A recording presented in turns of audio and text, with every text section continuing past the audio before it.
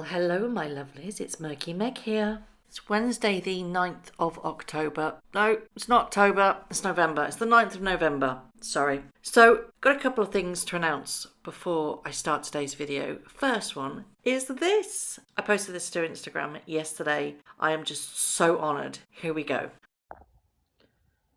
So this arrived today. I've waited 3 weeks for it. I wonder what it could be.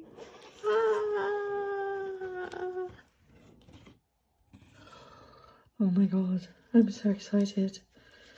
Ready for this?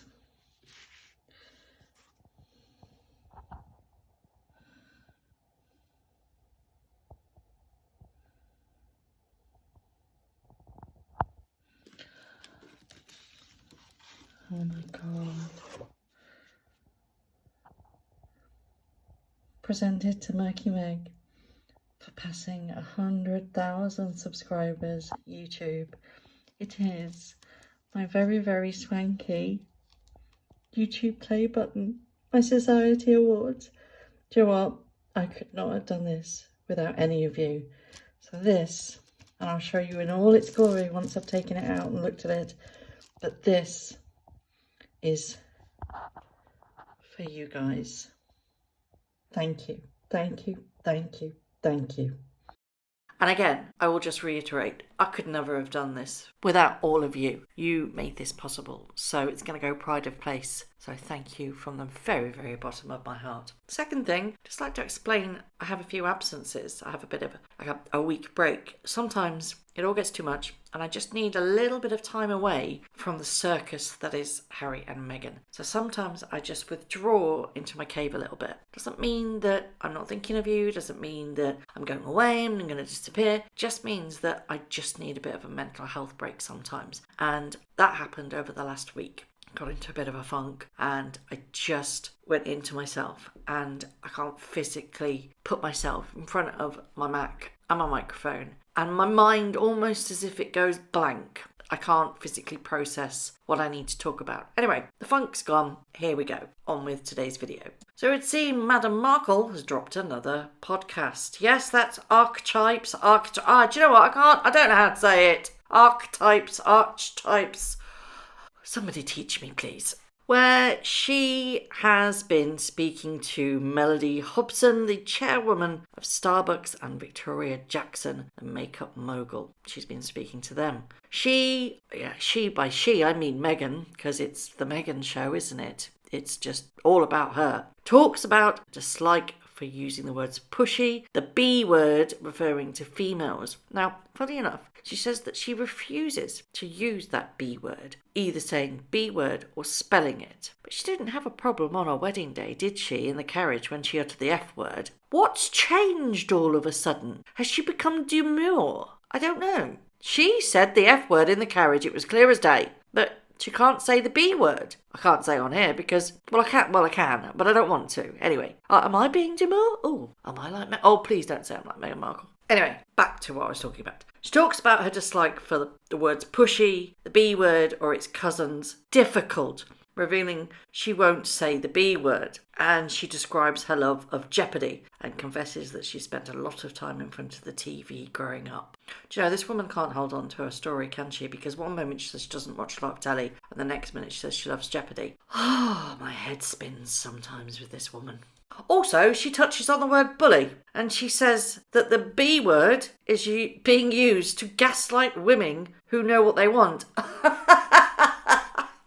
Do you know what? The hypocrisy is quite scary sometimes. She's the queen of gaslighting. Gaslighting. I mean, Harry has Stockholm Syndrome. It's very clear to see. Allegedly. Describing what people mean when they say the B word, Meghan says what these people are implying when they use that very charged word is that women, she's difficult, which is really just a euphemism, or is probably not even a euphemism. It's really a code word for the B word.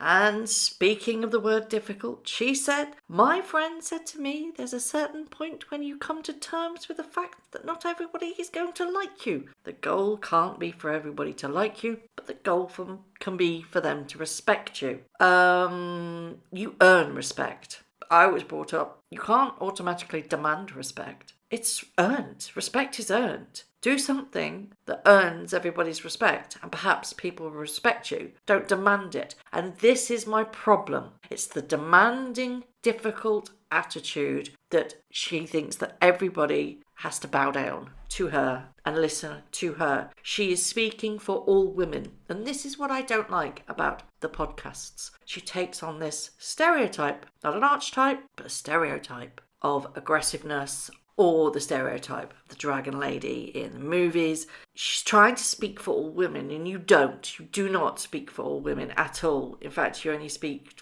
for a tiny proportion of them, which is the Sussex squad. The rest, everybody knows that this is just a pet project, and it's just because it's all about you. Have you ever actually seen any positive media attention surrounding the guests that come on to her podcast? It's never about the guests. It's predominantly about Meghan Markle. It's her podcast. And she speaks so much in it that it's almost as if the other people get completely forgotten about. It's all about her, which winds me up intensely. Don't get me wrong, I know the irony. I speak on YouTube about the royal family, predominantly Meghan Markle and Prince Harry.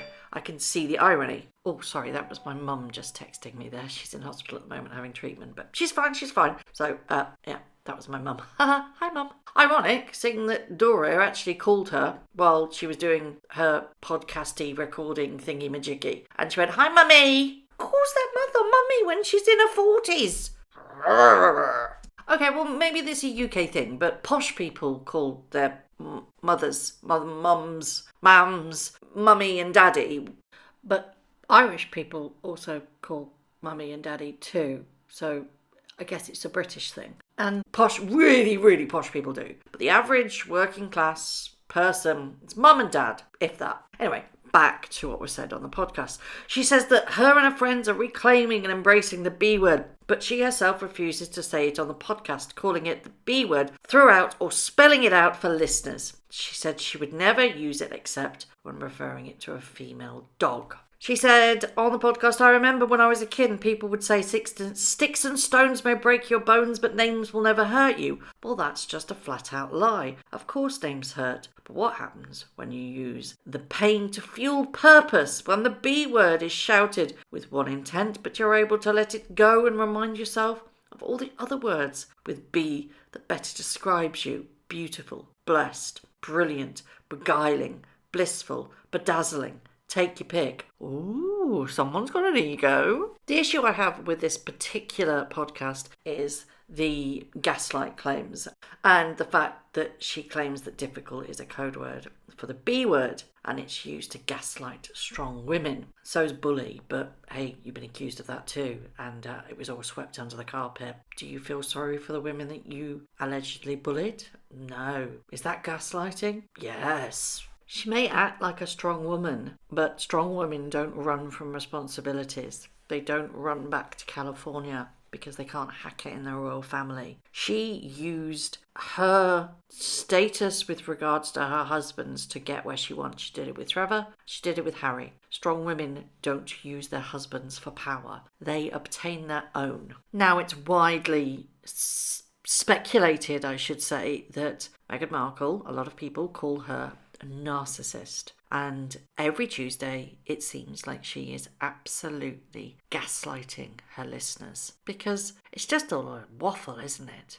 It's a way of her to speak. It's a way of her to get her story out. It's irrelevant of who she's speaking to because it is in effect the Meghan podcast. Oh, and by the way, she voted. Oh, don't get me started. Now, I know in America, a very proud nation, it's different to the voting system here. And in the UK, royals technically don't vote. The monarch is not allowed to vote. But the royals don't technically vote, nor should they involve themselves in politics. And I know that there is a big hoo-ha because in previous years, especially the election in 2020, where she did quite emphatically imply that she was going to vote for Biden. Royal family can't get involved in politics. And I know they're not working royal family members, but they have a title. And I put this up, and a lot of people were saying, well, that's okay because she's an American citizen. Yes, she's a citizen. But what she's doing, and she's put this up on Archwell, on their website, encouraging people to vote. Now, I'm all for encouraging people to vote. But what she's doing it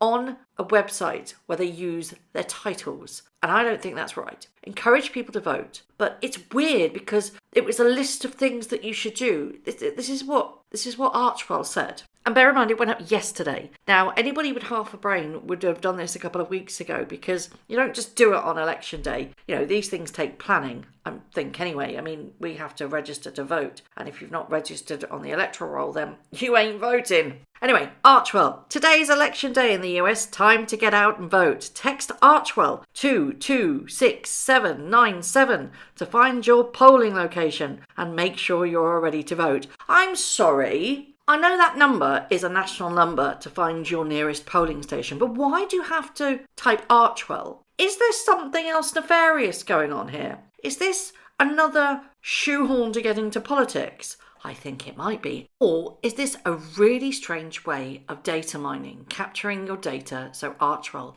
have the people that might, in time, vote for Meghan? Have Archwell come up with a deal, whoever runs this particular number, to gain access to information on voters? It is a rather scary prospect, isn't it? There are many ways to find out where you can vote, and apparently just look on your voter registration card, which tells you where you can vote. I don't get it. Why do you have to text the word Archwell? I just don't get it. It's got to be some form of data harvesting and mining so they can manipulate and use that information and have that to completely love bomb you about Meghan Markle. Or perhaps when she actually admits that she's going to go into politics, which she will, bet you bottom dollar. She might not get very far, but she will. Anyway, I digress. Here are some helpful reminders as you prepare to vote, because us adults don't know how to think, do we? Check your polling locations and hours. Make sure you have the right ID to vote. Research what is on your ballot. Bring snacks, comfortable shoes, and a book or activity in case lines are long. If you're in a line when the polls close, you are legally allowed to vote, no matter how long the line is. And most importantly, if anyone intimidates or tries to suppress your right to vote, call the voter protection hotline. Now, I know that on Archwell they did do a little thing saying vote early on the 28th of October, but what?